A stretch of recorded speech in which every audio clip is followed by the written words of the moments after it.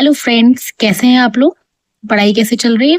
I hope board के बच्चे जून में छुट्टियां कम एंजॉय करते हैं।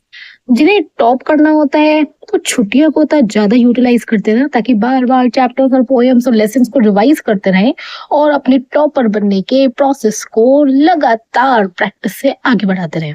चल, ये सब बातें तो होती रहेंगी। Best of luck. अब हम आज एक नई पोएम डिस्कस करते हैं जो है dust of snow.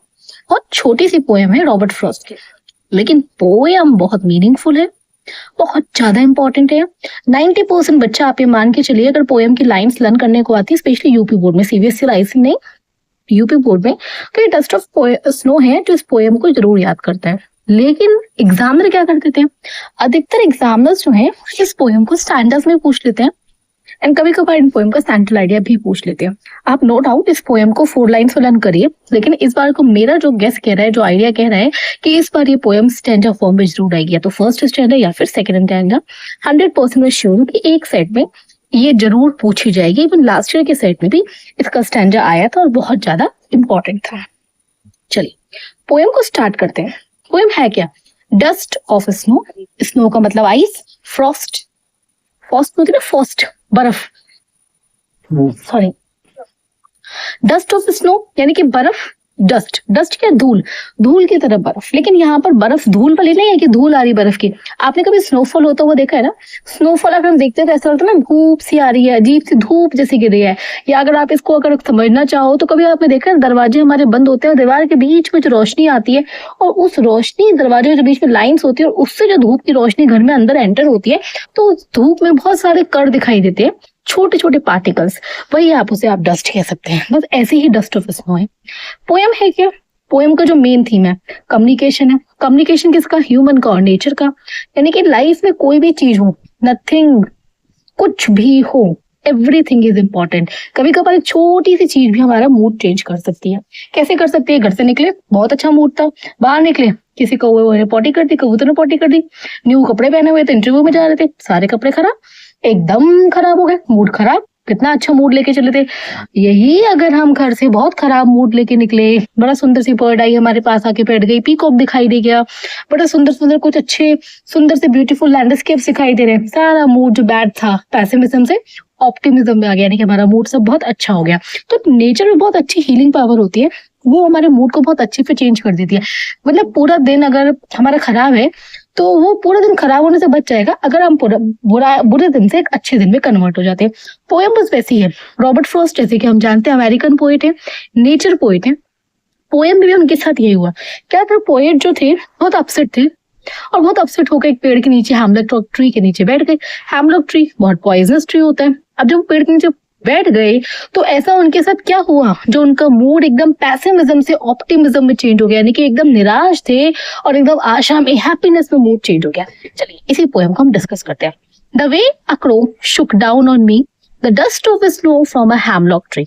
The way a crow, वे मतलब तरीका, जिस तरीके से क्रो तो आप जानते हैं ना कौवा होता है, कौवे ने शुक डाउन ऑन मी। आपसे यहाँ पे पूछेंगे कि मी क्या है, तो आपको क्या आंसर देना है? Me is here poet. Poet कौन है? Robert Frost. तो जिस तरीके से कौवे ने मेरे ऊपर गिराया, क्या गिराया? थर्ड लाइन में दिया, the dust of snow, snow को गिराया। अब कौवा कहीं से बाल्टी भर के, मग्गा भर के तो डस्ट नहीं लेकर आया ना, यानी कि पेड़ के नीचे जाके पोएट बैठा। कौवा उसी पेड़ के एक ब्रांच पे बैठा हुआ है, शाखा पे, टहनी पर बैठा हुआ है, और कौवा जब आकर बैठा, उसके बैठने से, पंखों के फड़फड़ाने से, या पत्तों पे उसके हाथ पैर लगने से, या फेदर्स के लगने से जो नीचे बर्फ गिर गई। कौन से पेड़ पे बैठा है? बहुत अच्छा दे रखा है, फ्रॉम अ हैमलॉक ट्री। बहुत इंपॉर्टेंट है, हर बार एग्जाम में पूछ सकते हैं, स्पेशली पूछा जाएगा what is the meaning of a hemlock tree. Hemlock tree देखो, अगर एनसीईआरटी की बुक आपके पास है तो साफ साफ दे रखा है, hemlock tree a poisonous plant with a small white flowers। एक poisonous plant जिसके छोटे छोटे सफेद फूल होते हैं। हम अगर अपनी लैंग्वेज में बोले तो इसको हम धतूरे का प्लांट भी कह सकते हैं। अब फिर से चारों लाइन समझो। द वे अ क्रो, जिस तरीके से क्रो ने शुक डाउन ऑन मी, मेरे ऊपर हिलाया। अब यहाँ पे आपको समझ में आ गया कि पेड़ की ब्रांच हिलाई, पोएट एक पेड़ के नीचे बैठा हुआ है, पोएट का मूड बहुत खराब है। द डस्ट ऑफ स्नो, क्या गिराया? मेरे ऊपर बर्फ की धूल गिराई, बर्फ गिराई। फ्रॉम अ हैमलॉक ट्री, कौन से पेड़ से? हैमलॉक ट्री, यानी कि एक पॉइजनस प्लांट से वो कौवा आके बैठा, उसके नीचे पोएट बैठा हुआ था, ऊपर आके कौवा बैठा, और कौवे के बैठने से बर्फ के जो कण थे वो पोइट के ऊपर आके गिर गए। Has given my heart a change of mood. वो जो बर्फ मेरे ऊपर गिरी उससे मेरा पूरा मूड ही चेंज हो गया। मेरे दिल में जितना दुख दर्द था ना वो सब चेंज हो गया। मैंने आपसे क्या कहा, बहुत बोर हैं, बहुत अपसेट हैं, बाहर पहुंचे, कुछ अच्छा सा मौसम हो गया, आंधी आ गई, अच्छा मौसम हो गया, आपका मूड ही चेंज हो गया। पोइट का बिल्कुल मूड चेंज हो गया। Saved some part of a day I had rude का मतलब सबसे पछतावा। और क्या बचा लिया उस कौवे ने, बर्फ के गिरने से क्या बचा, मतलब उस नेचर के साथ जो उनका कम्युनिकेशन हो गया, हालांकि डायरेक्ट कम्युनिकेशन नहीं हुआ, लेकिन क्या हुआ, उनका बचा हुआ दिन बच गया। यानी कि जो दिन वो पूरा पैसिमिज्म में बिताते, पूरा दिन वो जो निराशा में बिताते, पूरे दिन जो अपसेट रहते, वो पूरा दिन उनका बच गया। यानी कि उनका मूड जो है अब हैप्पीनेस की तरफ कन्वर्ट हो गया। वो पछताते क्या है, मैं पूरे दिन क्यों मेरा मूड खराब रहा, ऐसा रहा वैसा रहा, लेकिन उस क्रो के हैमलॉक ट्री के एक ब्रांच पे बैठने से, पोइट के ऊपर बर्फ गिराने से पोइट का पूरा मूड चेंज हो गया। पोएम बहुत छोटी है लेकिन बहुत इंपॉर्टेंट है। फटाफट चैनल को लाइक करिए, शेयर करिए और सब्सक्राइब करिए। ठीक, अब फटाफट इस वीडियो को लाइक करना बनता है। अब हम चलो आगे कंटिन्यू करते हैं। अब जो पेपर में से पूछा जाता है स्टैंडर्ड में, specially rhyming scheme. Rhyming scheme बहुत इजी है, मैंने आपको पिछली वीडियो में भी सिखाया था फायर एंड आइस में। अगर आपने राइमिंग वर्ड्स ढूंढ लिए तो राइमिंग स्कीम आपके लिए बिल्कुल भी मुश्किल नहीं है। चलिए पहले राइमिंग वर्ड से ही स्टार्ट करते हैं। राइमिंग वर्ड्स, क्रो, स्नो, देखिए हो रहा है मैच, मी, ट्री, आया ना समझ में। नेक्स्ट देखिए, next one is heart, part है आपस में करना, यहाँ पे mood and that one is rude. आगे ना राइमिंग वर्ड्स का है। अब राइमिंग वर्ड से ही राइमिंग स्कीम होती है। आइए सीखते हैं कि राइमिंग स्कीम कैसे निकाले। हमने राइमिंग वर्ड्स तो सीख लिए। हमारा फर्स्ट राइमिंग वर्ड क्या था, क्रो एंड स्नो, यानी कि ये हमारा हो गया small A and small A.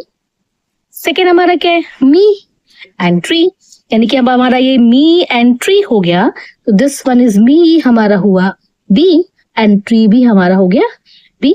Same वही, heart, part, A, B, mood, rude, sorry यहाँ पे बी नहीं आएगा, heart and part, A and mood and rude, B B. यानी कि अब क्या हुई हमारी पोएम की rhyming scheme, A B A B. I hope कि पोएम आपको अच्छे से समझ में आई होगी। एंड जल्दी से वीडियो को लाइक कीजिए, ज्यादा से ज्यादा शेयर कीजिए एंड मेरे चैनल को सब्सक्राइब करिए। बाय बाय, वेट करिए मेरी अगली पोएम और अगले इंपॉर्टेंट चैप्टर के लिए।